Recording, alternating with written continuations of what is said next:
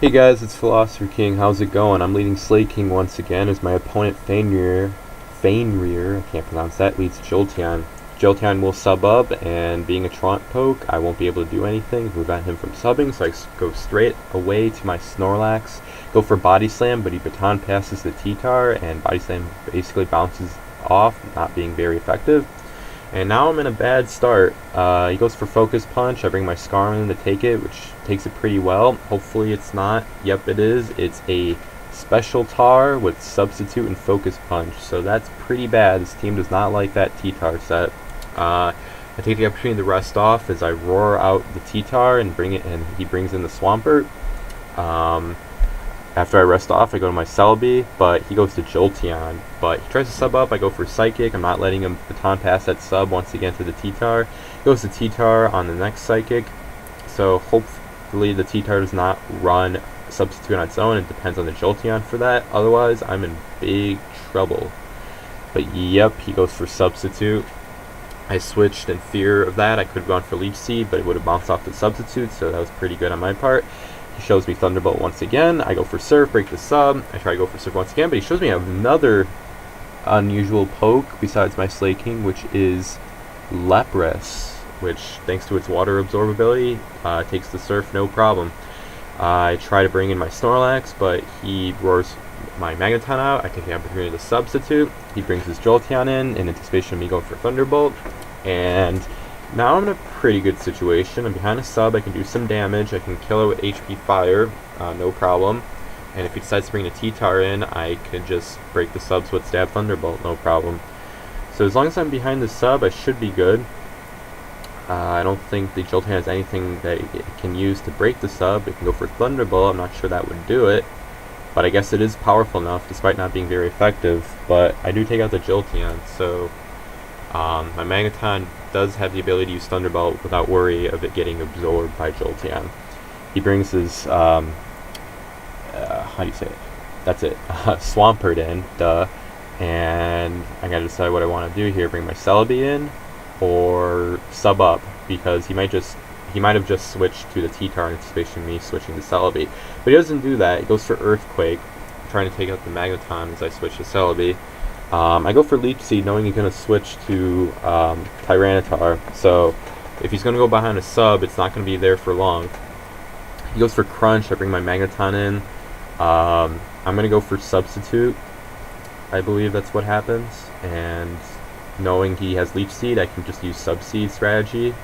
And I go behind my sub. He goes to Swampert. I land a Toxic on the Swampert as he breaks my sub with Earthquake, so I felt that was worth it.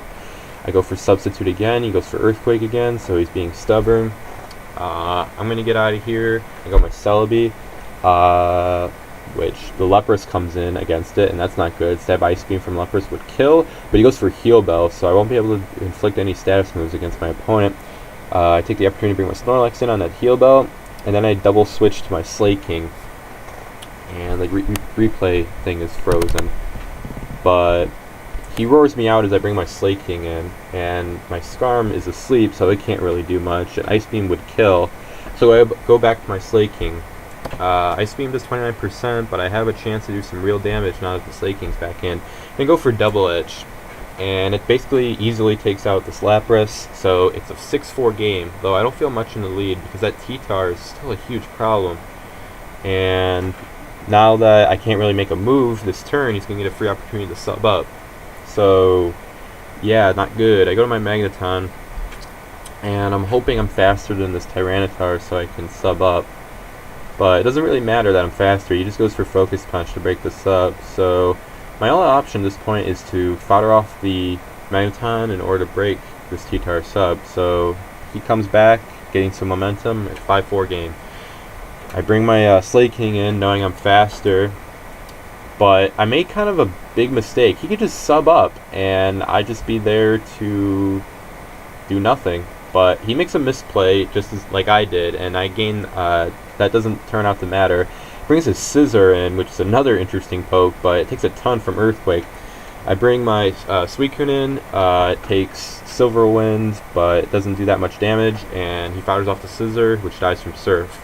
So 5-3 game.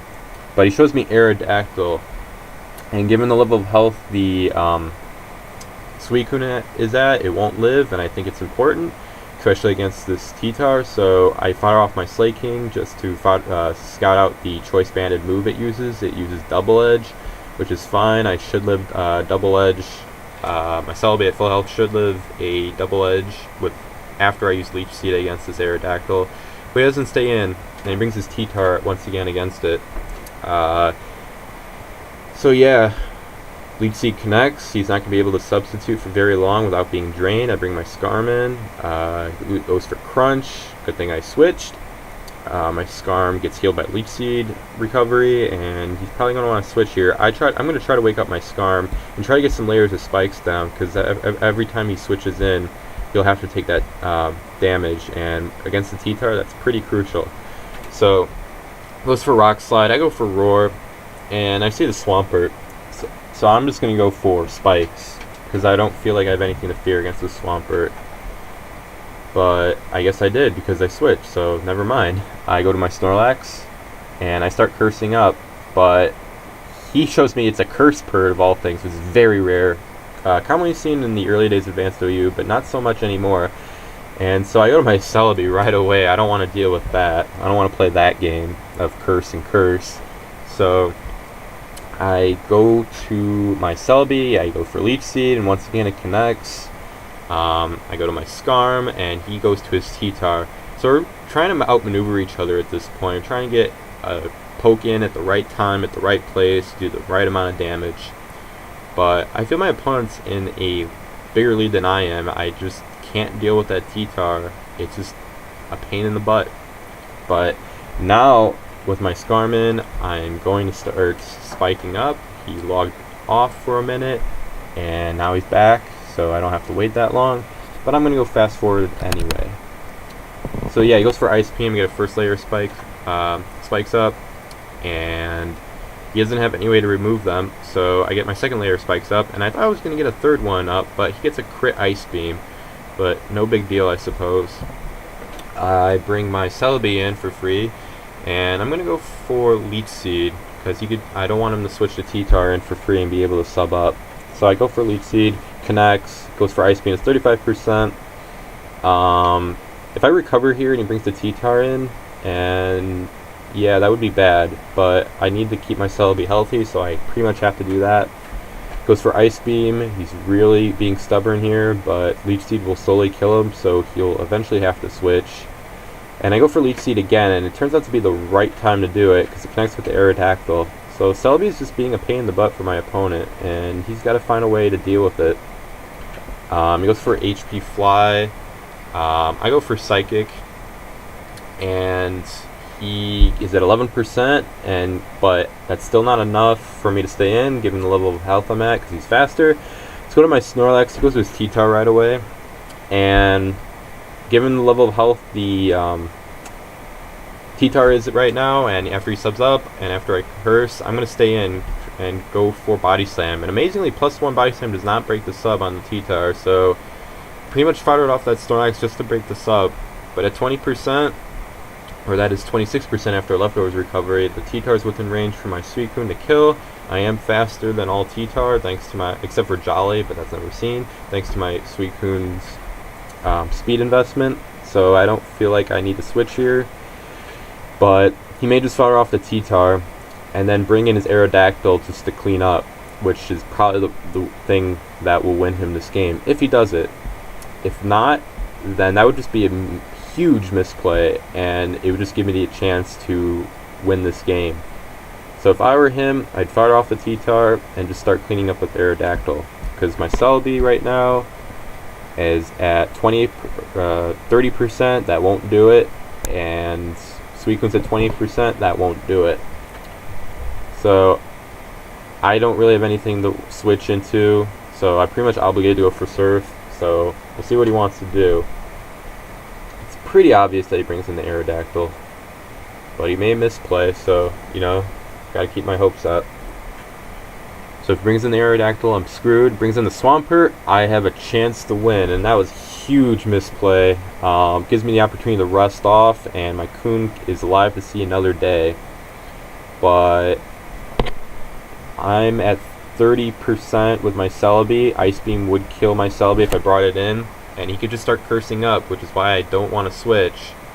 But Earthquake will do a ton, and I won't be able to win that battle one-on-one, even after waking up and after he goes for Curse. But he goes for Curse as I switch to my Celebi, so that was kind of a coin flip decision, but it paid off. I mean, it would have been awful he went for Ice Beam. He would have won the game, even after that misplay of not bringing an Aerodactyl after foddering off this T-Tar. But yeah, I get Leech Seed off, goes for Ice Beam, and given the level of the health the Aerodactyl's at, it's not going to be able to survive a Psychic, even though it's faster than me and will be able to do some damage. I will be able to take it out before it'll take me out, barring a crit. So yeah, he pretty much threw away this game when he brought his Pert in instead of the Aerodactyl to respond. But it is what it is. He gets a lucky freeze. It doesn't really matter at this point. I just bring my Coon, and my Celebi is not really afraid of anything the Pert can dish out at this point, because it's almost at a level of health where the Ice Beam won't do it, even with a crit, and Leech Seed's really not making it much easier for him. So yeah, he's at 22%. I go for Recover, he goes for Ice Beam, just to prevent him from getting a crit Ice Beam. If I go for Recover instead of Psychic, I just decide to go for Psychic and take him out. He's 11%, I should let HP fly, 66%, no big deal, and I take it out with Psychic. So the final score of this game is 2-0, which, you know, I should have lost this one if my opponent played almost perfectly, but he made a couple mistakes. I made a couple mistakes. I brought my Slakin against a Subtar. Like, that's stupid. I don't know what I was thinking.